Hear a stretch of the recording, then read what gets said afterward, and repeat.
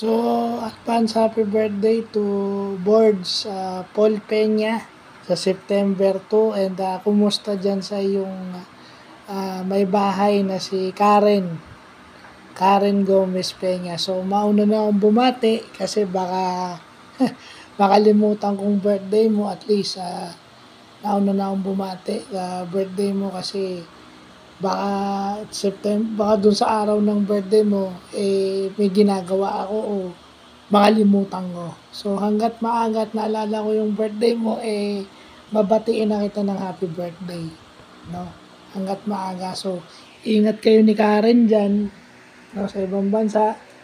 Sana kung mabibigyan ng pagkakataon makapagbakasyon kayo ulit para magkita-kita ulit kayo at sigurado naman ako na yun lang ang oras nyo para makalimutan kung ano man yung mga hirap at pag nakikita yung tropa, syempre nakakalimutan yung mga problema at saka hirap, no, nare-rejuvenate kayo pag nakikita yung tropa since matagal na kayo magkakasama bago pa ako dumating at kahit ngayon hindi nyo na ako nakakasama, so kayo pa rin, so nakakapagpagaan niya ng bigat ng kalooban. So, happy birthday sa'yo.